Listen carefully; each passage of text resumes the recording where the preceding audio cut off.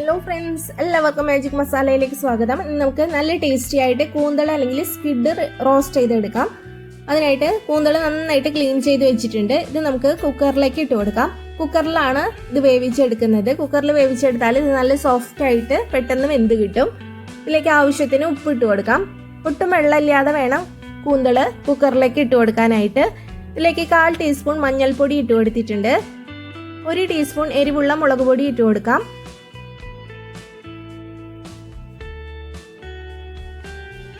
ഇതിലേക്ക് കുരുമുളക് പൊടിയാണ് ഇട്ട് കൊടുക്കേണ്ടത്. 3/4 ടീസ്പൂൺ കുരുമുളക് പൊടി ഇട്ട് കൊടുക്കുന്നുണ്ട്.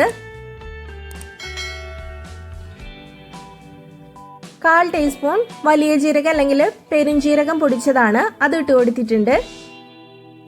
ചെറുതായിട്ടൊന്ന് മിക്സ് ചെയ്തെടുക്കാം. അതിനുശേഷം ഇതിലേക്ക് നമുക്ക് ഇഞ്ചിയും വെളുത്തുള്ളിയും ചതച്ചത് ചേർത്ത് കൊടുക്കണം. 1 ടീസ്പൂൺ ആണ് ഇട്ട് കൊടുക്കുന്നത്. ഇനി ഒരു സവാളയുടെ പകുതി ചെറുതായിട്ട് അരിഞ്ഞതാണ്, അത് ഇട്ട് കൊടുക്കാം. സവാളയ്ക്ക് പകരം 4-5 ചുവന്നുള്ളി അരിഞ്ഞത് ഇട്ട് കൊടുത്താലും മതി.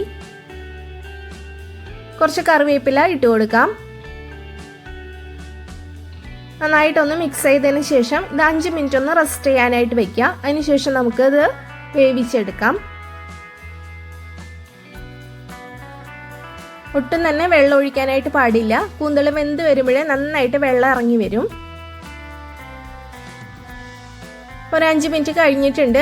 ഇനി നമുക്ക് കുക്കർ അടച്ചു വെച്ച് വേവിച്ചെടുക്കാം. ഒരു മീഡിയം ഫ്ലെയിമിൽ വെച്ചിട്ട് ഒരു വിസിൽ വരുന്നവരെ വെയിറ്റ് ചെയ്യുക. വിസിൽ വന്നാൽ അപ്പോൾ തന്നെ ഫ്ലെയിം ഓഫ് ചെയ്ത് കൊടുക്കുക. സ്റ്റീം പോയതിന് ശേഷം വേണം തുറക്കാനായിട്ട്. അപ്പോൾ കൂന്തൾ നന്നായിട്ട് വെന്ത് കിട്ടിയിട്ടുണ്ട്. നമ്മൾ ഒരെണ്ണം എടുത്ത് കഴിച്ചു നോക്കുക. നല്ല സോഫ്റ്റ് ആയിട്ടാണ് വന്നിരിക്കുന്നതെങ്കിൽ ഇത് പെർഫെക്റ്റ് ആയിട്ട് കുക്കായിട്ടുണ്ട്. കഴിച്ചു നോക്കുമ്പോൾ റബ്ബർ പോലെയൊക്കെ ഇരിക്കുന്നുണ്ടെങ്കിൽ അത് ശരിക്കും കുക്കായിട്ടില്ല. അപ്പോൾ വീണ്ടും നന്നായിട്ട് വേവിച്ചെടുക്കണം. ഇനി ഒരു കടായി വെച്ച് കൊടുത്തിട്ടുണ്ട്. ഇതിലേക്ക് നമുക്ക് വെളിച്ചെണ്ണ ഒഴിച്ചു കൊടുക്കാം. ചൂടായി വരുമ്പോൾ ഒരു കൈപ്പിടി തേങ്ങാക്കൊത്താണ് ഇട്ട് കൊടുത്തിരിക്കുന്നത്. ഇതൊരു ലൈറ്റ് ബ്രൗൺ കളർ ആവുന്ന വരെ നന്നായിട്ട് മൂപ്പിച്ചെടുക്കുക. ഇതിവിടെ റെഡി ആയിട്ടുണ്ട്. നമുക്ക് കോരി മാറ്റാം. തേങ്ങാക്കൊത്ത് ഇഷ്ടമില്ലാത്തവരാണെങ്കിൽ ഇത് സ്കിപ്പ് ചെയ്യാം. ഇതിലേക്ക് നമുക്ക് 1 ടേബിൾ സ്പൂൺ ഇഞ്ചിയും വെളുത്തുള്ളിയും ചതച്ചത് ചേർത്ത് കൊടുക്കാം.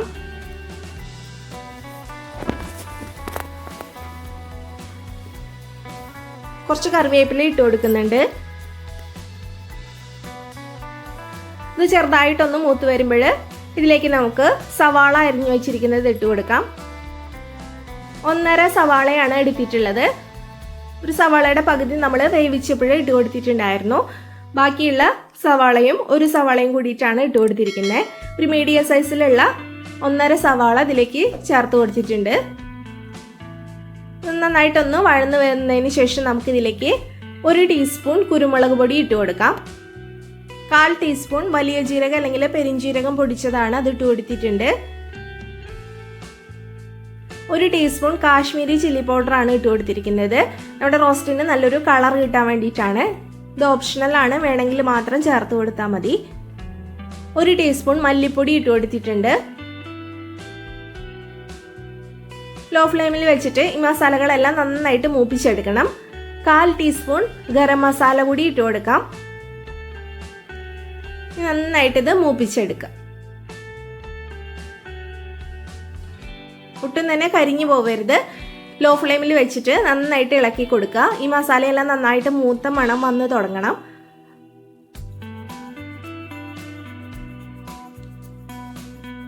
നല്ല മസാലയുടെ സ്മെല്ലൊക്കെ വന്ന് തുടങ്ങിയിട്ടുണ്ട്. ഈ സമയമാകുമ്പോൾ നമുക്കിതിലേക്ക് വേവിച്ച് വെച്ചിരിക്കുന്ന കൂന്തൾ ചേർത്ത് കൊടുക്കാം. ഇത് വെന്ത് വന്നപ്പോൾ നന്നായിട്ട് വെള്ളം ഇറങ്ങി വന്നിട്ടുണ്ട്. ആ വെള്ളത്തോട് കൂടിയിട്ടാണ് നമ്മൾ ഇതിലേക്ക് ഒഴിച്ചു കൊടുക്കുന്നത്.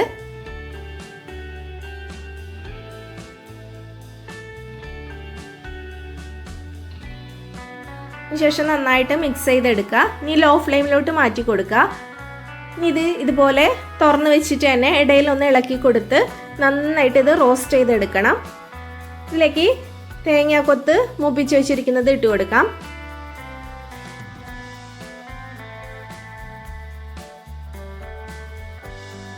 അതുപോലെ 1 ടേബിൾ സ്പൂൺ ലെമൺ ജ്യൂസ് കൂടി ഒഴിച്ചു കൊടുത്തിട്ടുണ്ട്. ഉപ്പ് കറക്റ്റ് ആണോ എന്ന് ചെക്ക് ചെയ്ത് നോക്കുക.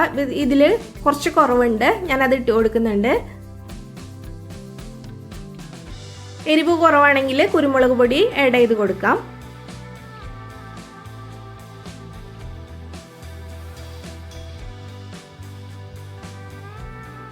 ലോ ഫ്ലെയിമിൽ വെച്ചിട്ട് ഇടയിൽ ഒന്ന് ഇളക്കി കൊടുക്കുക. അങ്ങനെ നമുക്ക് ഇത് നന്നായിട്ട് റോസ്റ്റ് പരിവായിട്ട് എണ്ണയെല്ലാം തെളിഞ്ഞു വരുന്ന വരെയാണ് ഇത് റെഡിയാക്കി എടുക്കേണ്ടത്. കണ്ടിന്യൂ അങ്ങനെ ഇളക്കി കൊടുക്കേണ്ട ആവശ്യമില്ല, ഇടയിൽ ഒന്ന് ഇളക്കി കൊടുത്താൽ മതി. ഏകദേശം ഒരു 20 മിനിറ്റ് ഒക്കെ ആകുമ്പോഴത്തേനും ഇത് നന്നായിട്ട് റെഡി ആയിട്ട് കിട്ടും.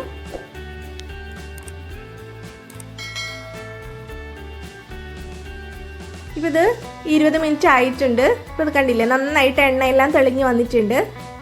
നമുക്ക് ഇതിലേക്ക് കുറച്ചുകൂടി കറിവേപ്പില ഇട്ട് കൊടുത്ത് ഒന്ന് മിക്സ് ചെയ്തതിന് ശേഷം ഫ്ലെയിം ഓഫ് ചെയ്ത് കൊടുക്കാം.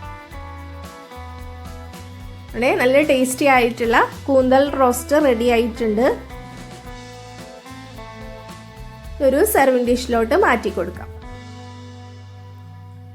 നല്ല ടേസ്റ്റി ആയിട്ടുള്ള കൂന്തൽ റോസ്റ്റ് ആണ്. അപ്പം എല്ലാവരും ട്രൈ ചെയ്ത് നോക്കിയിട്ട് ഫീഡ്ബാക്ക് അറിയിക്കാൻ മറക്കരുത്. അതുപോലെ വീഡിയോ ഇഷ്ടപ്പെട്ടാൽ ലൈക്ക് ചെയ്യാനും ഷെയർ ചെയ്യാനും സബ്സ്ക്രൈബ് ചെയ്യാനും മറക്കരുത്.